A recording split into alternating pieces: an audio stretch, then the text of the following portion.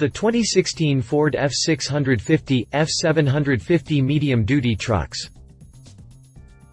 Ford has been offering a true medium-duty commercial truck since 1980 with the F-600, F-700, and F-800.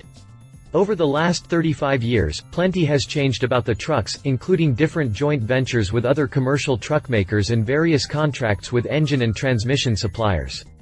Well, that trend continues with the all-new 2016 F-650 and F-750 trucks, but Ford is now leaving the joint ventures and partnerships behind. The new F-650 and F-750 are all Ford, even down to the powertrain. Gone is the Cummins 6.7-liter inline-six ISB turbodiesel and Allison automatic transmission, replaced by Ford's own 6.7-liter V8 power-stroke turbodiesel and 6-speed automatic gearbox. Ford is also touting a more driver-friendly cab, thanks to the Power-Stroke's quieter operation over the outgoing powerplant, and an upgraded warranty that boosts its position in the industry. Aside from the mechanical bits, the new F-650 and F-750 boast a new exterior design that moves the trucks into the current decade and mirrors some of the cues found on the F-250 through F-550 Super Duty trucks. Even the interiors match that of the smaller trucks.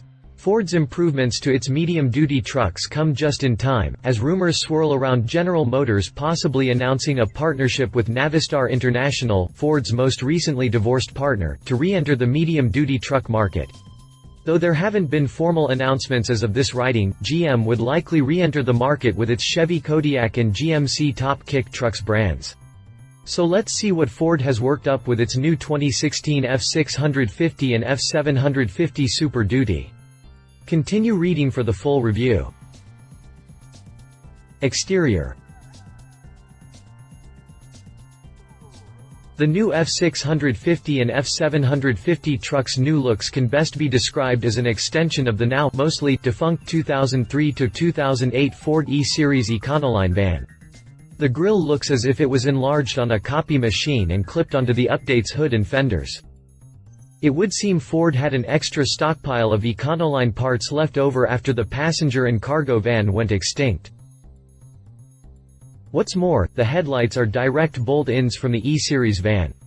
It would seem Ford had an extra stockpile of Econoline parts left over after the passenger and cargo van went extinct.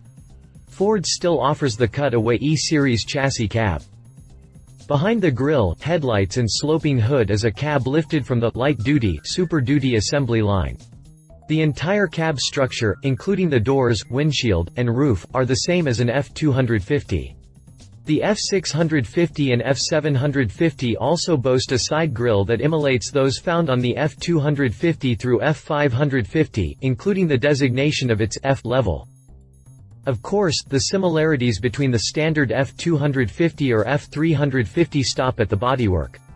The mighty F-650 and F-750 ride on a huge ladder frame with large wheels and tires. The fuel tank rides side-saddle below the driver's door, just like on a big rig. When the truck rolls off the assembly line, it comes as a chassis cab. That means there's nothing behind the cab other than the frame and drivetrain. It's up to the customer and aftermarket suppliers to upfit the truck with job-specific equipment like dump beds, ambulance bodies, rollback flatbeds, or bucket lifts. Interior. The interior of the new medium-duty Super Duty trucks is the same of the standard, non-commercial Super Duty. That gives drivers of the F-650 and F-750 familiar controls and gauges found in trucks they may drive on a daily basis. But unlike a personal truck, the F-650 and F-750 are all about work. You won't find Myford Touch, wood grain trim panels, or leather seating in here, but rather old-school crank windows, an AM, FM radio, and vinyl seats. Drivetrain. The big news for the new F-650 and F-750 trucks is the addition of Ford's own 6.7-liter power-stroke V8 turbodiesel. It's the same basic engine design that's found in the standard Super Duty lineup, though Ford has tweaked its output ratings for commercial duty. It's the same basic engine design that's found in the standard Super Duty lineup, though Ford has tweaked its output ratings for commercial duty. Rather than making 400 horsepower and 860 pound-feet of torque, the commercial trucks are detuned, presumably for a longer lifespan in heavy hauling conditions. The base output for the Power Stroke is listed at 270 horsepower and 675 pound-feet of torque, the mid-range output is 300 horsepower and 700 pound-feet of torque, and the max output available is 330 horsepower and 725 pound-feet of torque.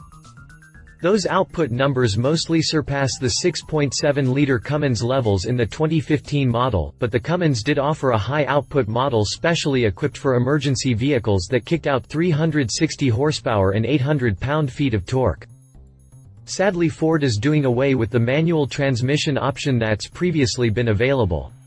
Now the Super Duty will come with Ford's in-house, TorqueShift 6-speed automatic gearbox with the option of a power takeoff unit for running equipment.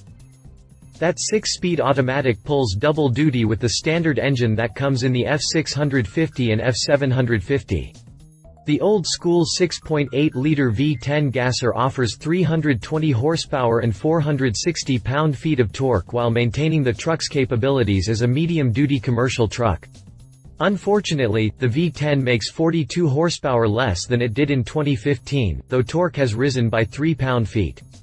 Ford touts the V10's benefits as being less expensive to purchase up front and less expensive to fuel.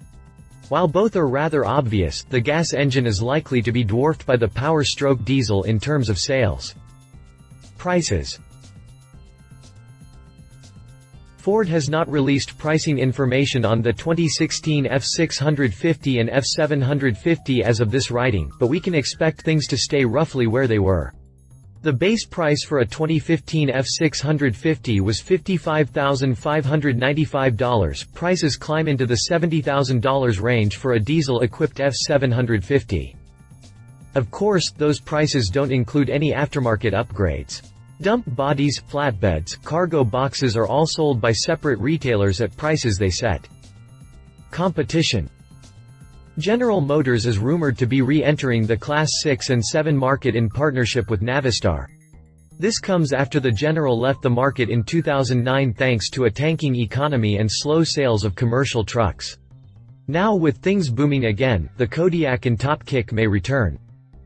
Like before, the trucks will likely come powered with the 6.6-liter Duramax V8 turbodiesel found in GM's 2500 and 3500 series trucks, along with the durable Allison automatic transmission. Details are basically non-existent at this point, but Ford might have a strong competitor in the GM-Navistar alliance. Prices will have to be competitive against Ford's offerings, so expect GM to start charging in the mid-$50,000 range. Conclusion. Though there are several high points of the changes for the 2016 model year, perhaps the most significant, at least for Ford, is that the truck will be easier to manufacture and service since all its components are sourced from in-house.